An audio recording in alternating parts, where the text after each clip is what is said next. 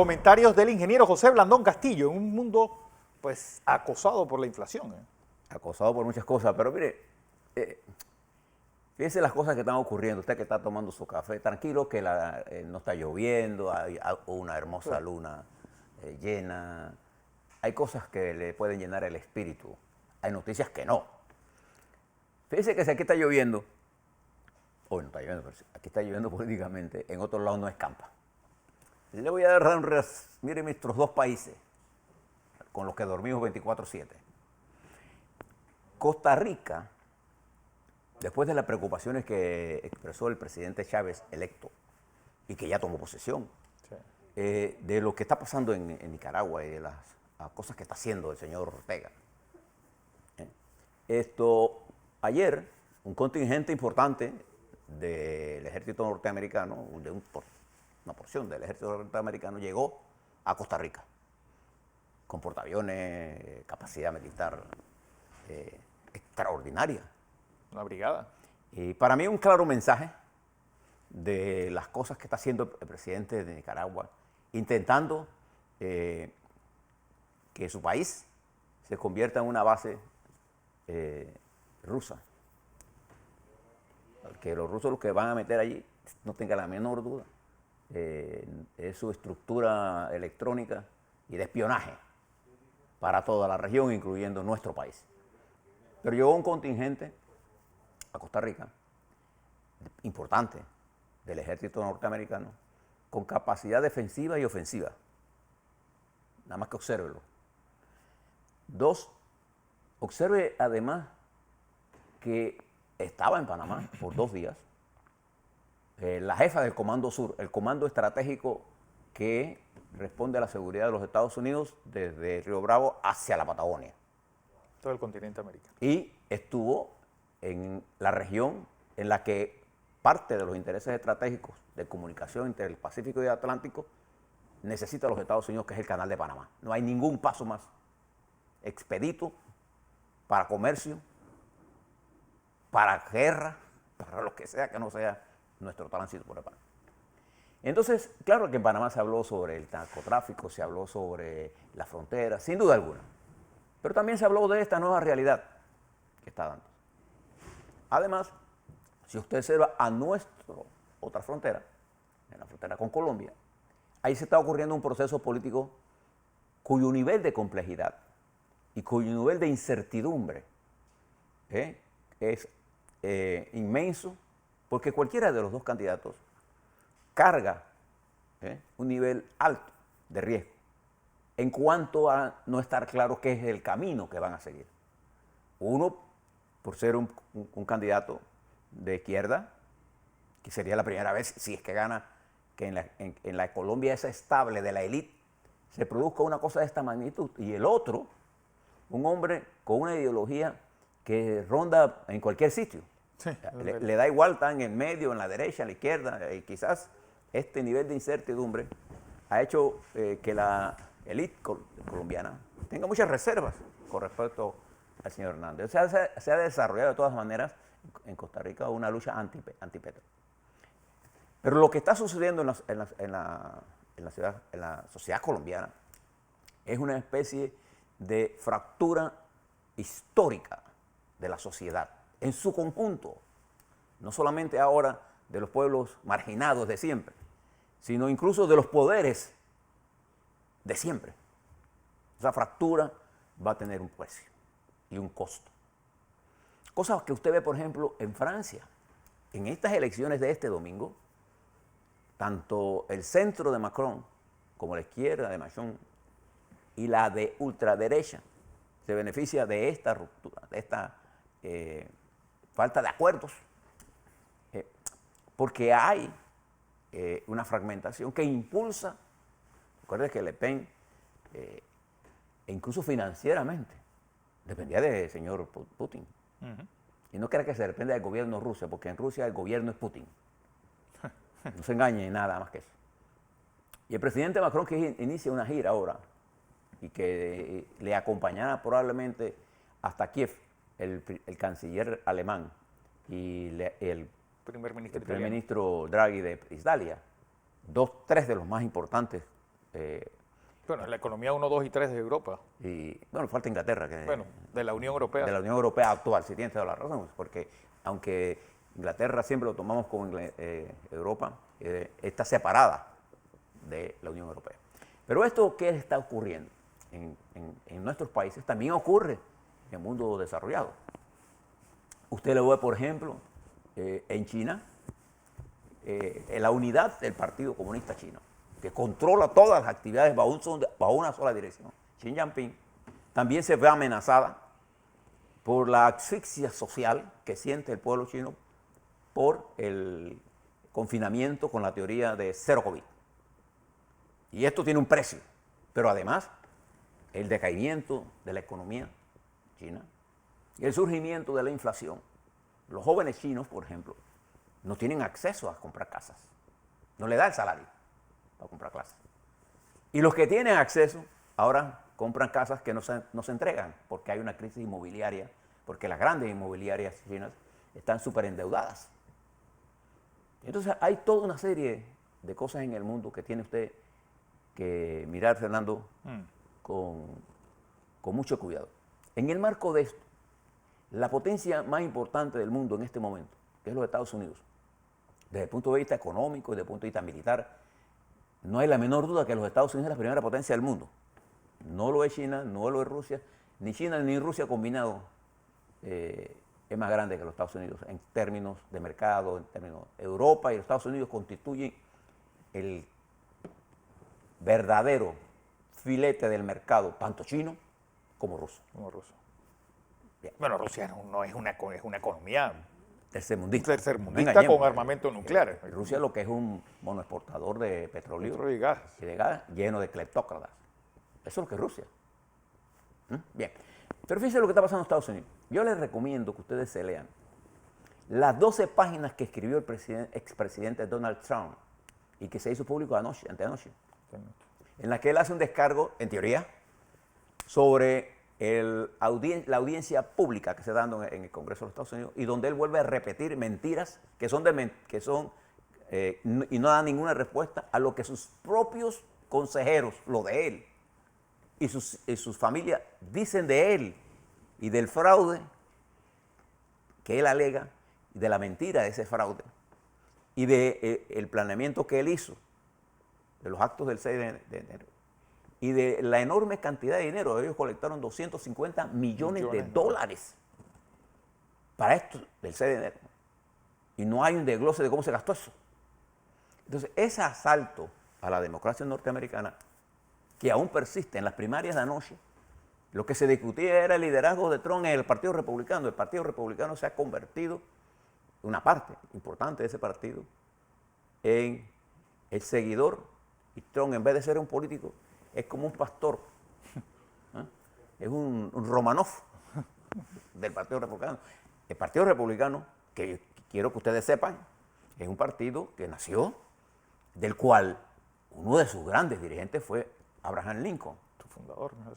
No nos engañemos y que además con una plataforma ideológica usted puede o no estar de acuerdo con ella, pero con un partido que crea en el mercado, en la familia, etcétera. Sobre todo que era un partido era un partido anti-esclavitud, partido abolicionista. Ese fue el que llevó la lucha contra la esclavitud. Entonces, bueno, parte del Partido Demócrata también. El Partido Demócrata también gana Lincoln gana esas elecciones en 1860 por la decisión que hubo en el Partido Demócrata. Unos eran pro-esclavistas y otros eran anti-esclavistas. Y esto, que está en crisis en Estados Unidos, se impulsa por un factor muy importante que está ocurriendo y que nos está afectando ahora a todos. La guerra, la invasión salvaje del emperador Putin contra Ucrania, que ha destruido una gran parte de Ucrania y que ha matado niños, ancianos y que ha producido el éxodo más grande de la historia después de la Segunda Guerra Mundial. No ha habido nunca tanta gente moviéndose. Ni Maduro y Chávez juntos lograron superar lo que está haciendo Putin con Ucrania. Y ya él reveló cuál es su verdadera intención: tomarse lo que él cree que es territorio de él. Incluyendo Transnistria. Y eso ha provocado un desajuste global. Y las indecisiones de China contribuyen a este nivel de incertidumbre general que genera la inflación. Y la inflación, al no tener la disponibilidad de petróleo durante unos meses, aunque la demanda comienza a veces afectada y la oferta como consecuencia, ante una menor demanda, debería tener una tendencia a bajar esto, pero ahora mismo la tendencia es al alza por los problemas que hay en el proceso de refinamiento. Y fíjese, ¿qué significa esto? Petróleo alto, es gasolina cara, Insumos. no hay insumos para la producción, entonces vamos a tener que pagar más por la gasolina en el mundo en general. Fernando le dio algunas indicaciones a ustedes de inflación, yo le voy a dar algunas de América Latina. En nuestra región, Argentina, con la inflación de 5.6 en mayo, la acumulada al año es de 32.7 y se espera, dado el nivel de fortalecimiento del dólar con respecto al peso argentino y con respecto a muchas monedas, que la inflación al final de año de Argentina podría terminar en cerca del 70%. A mayo, la acumulada del año es de 30 y tanto. Es más alta que la de Venezuela, que sigue siendo la segunda más alta, con 28. La inflación en Chile está cerca de 10, si es que ya no lo pasó. En Ecuador, la inflación golpea, a pesar de que tiene petróleo para exportar, golpea duramente en alimentación. Eso hizo la movilización de los indígenas y que pusieran preso a Leonidas Issa, el dirigente máximo el presidente de la Confederación de Nacionales Indígenas, y que una jueza, ¿se dice juez o jueza? Bueno, la jueza, Paola Bedón, a pesar que lo habían detenido, declaró legal la detención, pero ordenó su liberación para cambiar la medida por casa por cárcel. Pero en Ecuador hay una movilización indígena contra quién, pidiendo la destitución del presidente. ¿Por qué? Porque ya la inflación, el narcotráfico, la seguridad, los asesinatos y la falta de un plan nacional, no porque no lo haya presentado el presidente, sino porque la Asamblea no se lo aprueba, lleva a ese país a la inmovilidad. TV Perú, atrapado en nunca como antes. Yo he visto un país tan desorientado, porque su dirigencia política y su oposición, uno tiene la obsesión de mantenerse y el otro tiene la obsesión de votarlo. Y nadie está preocupado por los problemas de los Perú. Y entonces se está agudizando una crisis, tanto en el sector minero, y esto está afectando el crecimiento, como en el sector alimentario, porque todavía el gobierno no ha comprado los fertilizantes para definir la campaña de siembra de granos y alimentos en Perú. Si usted se ve a Brasil, Bolsonaro, acosado por un mal manejo de la crisis, acosado porque dice que él le pidió a Biden que lo ayudara con la campaña, lo niega el presidente Bolsonaro, acosado por los niveles de militarización que ha dado al gobierno civil. Miles de ex militares están en los puestos de dirección con el agravante de que ellos no saben de administración. Entonces, las privatizaciones, la falta de energía, la falta de gas, se pierden un periodista inglés y un dirigente indígena, y Bolsonaro responde, deben estar muertos. Oh. Ya encontraron vísceras humanas que se asume que podrían ser De los dos muchachos. de las dos personas estas desaparecidas. Entonces, nuestra América, nuestro Centroamérica, vive, y Estados Unidos y Canadá, acosado por su pasado de toda esta destrucción de los indígenas en épocas tan pasadas y no tan pasadas, desde el siglo XX, sin manejar esta situación. Entonces nos encontramos en una serie de decisiones que se van a tomar en los próximos días. La primera decisión que se va a tomar por los bancos centrales de Europa y de Estados Unidos es el incremento de las tasas de interés. Esto es una decisión, puede oscilar entre 0.25 hasta 0.75 en los Estados Unidos o hasta 1.25 en los Estados Unidos. Cualquiera de esos, esto lo van a tomar. ¿Por qué? Tienen que subir las tasas de interés para sacar de circulación tanto efectivo. Y hay una caída en las bolsas de valores. Por eso mismo. Porque se está produciendo un fenómeno de lo que se conoce en inglés como el bear market, el mercado bajista, versus el bull market, el mercado, en la traducción sería el mercado del toro, pero el mercado del toro es el mercado alcista. Durante la pandemia, los grandes capitales hicieron inmensidades de fortunas. Y en toda esta inflación, mientras usted y yo, Fernando, todos nosotros vamos pagando inmensidad, las petroleras se están haciendo multimillonarias, igual que las grandes farmacéuticas. Entonces, en todo ese sentido, todo eso nos va a golpear directamente a nosotros, también. Aunque nuestra inflación es una de las más bajas de la región. Pero en materia de energía estamos comparados, porque somos importadores netos de esa inflación, neto de esa inflación. Este viernes, probablemente nosotros estaremos pagando el galón de gasolina con 50 centavos o más, y el diésel más. $6 el galón. Y eso nos va a llevar a nosotros a meditar en lo que está ocurriendo en el mundo y cómo el mundo se va a enfrentar a esta nueva realidad que va a afectar no solamente la clase empresarial nuestra y laboral, sino a todos los consumidores del mundo en general. Esto no es un fenómeno particular ni cuya responsabilidad es del presidente de la República.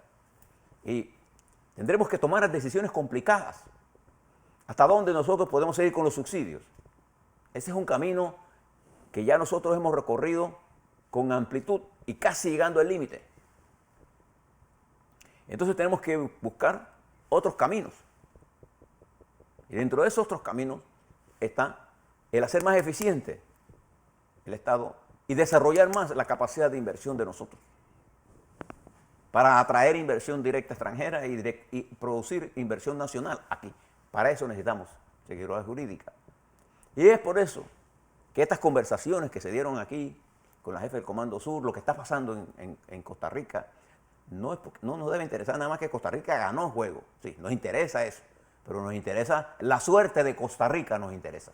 Porque esta es nuestra frontera. Claro. Nos interesa la suerte de Nicaragua, porque ahí hay una fuente de conflicto y que al señor Ortega le importa 3 bledos con cuál sea el resultado, porque si él es capaz de poner presa a toda su oposición, presa y condenada, y si los cubanos son capaces de llevar a 300 tantos, cuyo 70% de gente que han condenado son gente menores de 25 años, que te está indicando que era la juventud la que estaba en la calle. Si un gobierno es capaz de hacer eso, alegando seguridad del Estado, ¿de cuál seguridad de qué el Estado? Yo lo que está cuidando la seguridad del ejército y de la élite. De la élite que gobierna. Igual que pasa en Venezuela.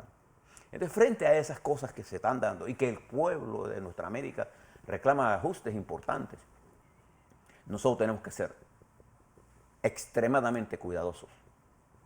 Y por eso a mí me preocupa la inestabilidad política en la que pueda caer Colombia, porque nosotros vamos a un proceso electoral.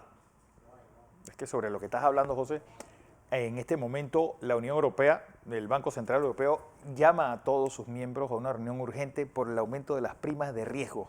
Claro, si eso es lo primero que va a hacer. Y eso porque la inflación, al golpear de esta manera, la inflación, hay que tomar medidas.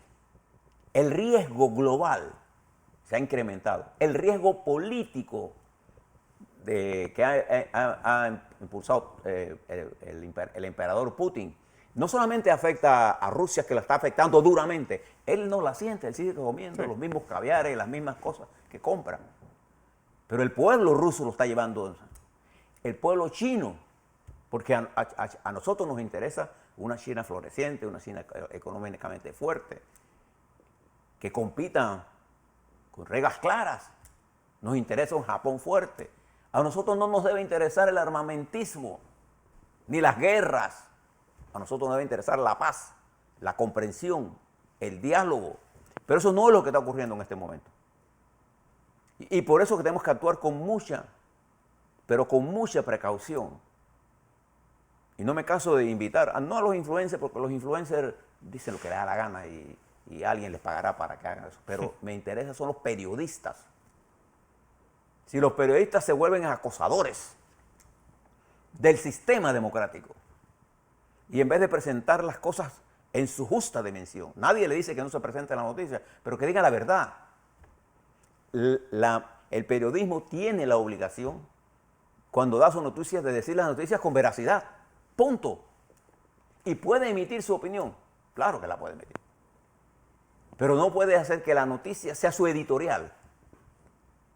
Entonces ahora, en un mundo caracterizado por la desinformación, si usted quiere ver desinformación, ponga a Rusia, ponga a China, ponga a Venezuela, ponga nuestros noticieros y los otros noticieros, y usted verá que cada cual tiene ya tomó partida. En Colombia se cerró una guerra de la mentira, la fobia antipetro y el desconcierto que genera Hernández. Se ha llenado en los medios de comunicación que el elector va a escoger el camino más sencillo, el iluminado. Exacto. Ese es el camino más sencillo. Lo pasó en Perú, lo vio en Chile, lo vio en Venezuela. Y entonces nosotros tenemos que mirar esto. A la vuelta, vamos a hablar de COVID. Vamos a ver de el riesgo político ahora, no el problema jurídico, de lo que está ocurriendo en cambio democrático y el efecto en la sociedad, y el surgimiento de nuevas corrientes que ya desde ayer se están insultando. ¿Y cuál es el efecto de lo que está haciendo Ortega, de la movilización de los Estados Unidos en la seguridad nacional de la República de Panamá?